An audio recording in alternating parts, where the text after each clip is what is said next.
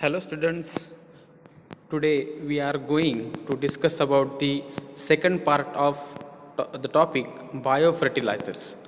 In that we discuss about the different types or classifications of biofertilizers. There are different types of biofertilizers which is used in plant pathology. Each biofertilizer having its own different role.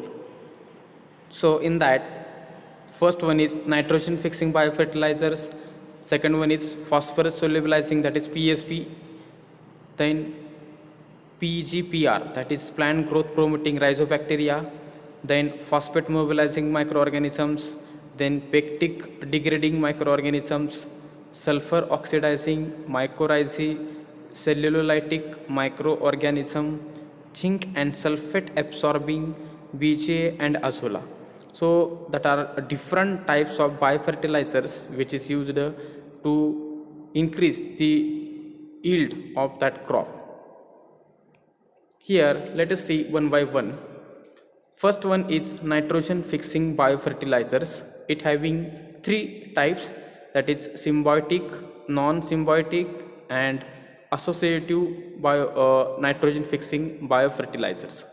So in that symbiotic, that means when two microorganisms or when two things that are living with each others with having a beneficial or both are beneficial for each other. So that's why it is called as an symbiotic relationship. For example, rhizobium, azorhizobium, mesorhizobium. So these are the type examples of nitrogen fixing bacteria to the roots of leguminous crop. Next one is non-symbiotic biofertilizers. In that there is no association with the roots and microorganisms. For example, Azotobacter, Acetobacter and Begeringia, they fix the nitrogen in soil and roots without symbiotic association with the roots. And last one is associative symbiotic nitrogen fixation. In that, for example, Azospirillum, they fix the nitrogen mostly in the sugarcane. Next one is phosphorus solubilizing microorganism.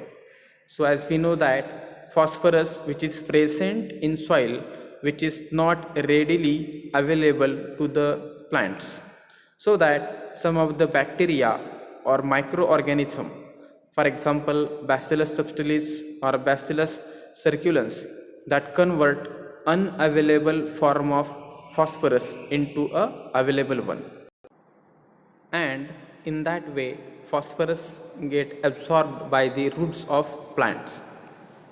Next one, PGPR, that is plant growth promoting rhizobacteria. So these are the group of bacteria that are colonized to the plant roots, and it enhance the plant growth and yield by absorbing the different nutrients from the soil. For example, Pseudomonas fluorescens. That means that the role of that group of bacteria to increase the growth of plants by absorbing the different nutrients, then some micronutrients, then some they utilize the vitamins. So in that way the growth of plant is increased. Next one is phosphate mobilizing microorganism. So as we know that phosphorus play a very important role in mobilizing the organic phosphorus, or the unavailable of that phosphate is make available to the plants. That means the total phosphorus which is used by the plants through the bacteria and fungus is near about 70 to 75%. For example, a glomus that mobilize the phosphate. Next one, pectic degrading microorganism. So as we know that the pectic substances which are very difficult for the decomposition, But some microorganisms like Aspergillus, foams, Fusarium, Rhizopus that degrade the pectic substances. That means that pectic substances is decomposed and converted into a simple one. So this is an best role played by that microorganism. Next one is sulfur oxidizing microorganism or bacteria. So as we know that for sulfur oxidation, the bacteria plays very important role.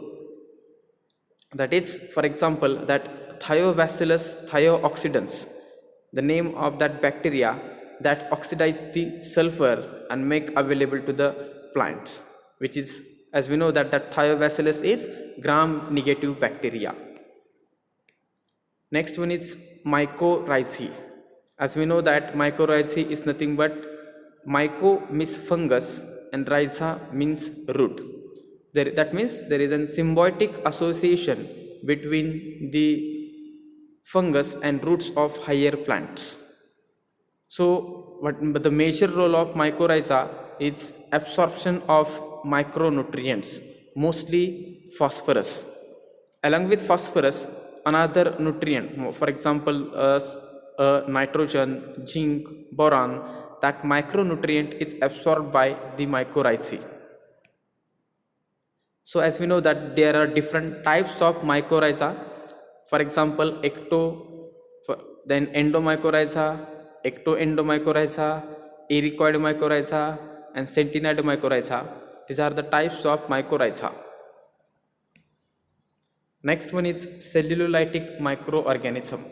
So as we know that cellulolytic microbes, for example, Cellulomonas, that the name of bacteria that decompose the organic material rapidly, which containing cellulolytic substances and convert into a good quality manure or in simple products. Then some of the fungus, for example, Trichoderma, Penicillium, Aspergillus, it also plays very important role for the decomposition of cellulolytic substances and convert into a simple usable one. Next one is zinc and sulfate absorbing microorganism. So as we know that for absorption of zinc and sulfate, number of bacteria plays very important role. Among that, Pseudomonas species, mostly the Pseudomonas fluorescens, they play a very important role for the absorption of zinc from the soil and make available to the plant. That helps for increase the growth. So in that topic, we discuss about all types of biofertilizers. So if any difficulty, so you should ask on my personal number. Thank you.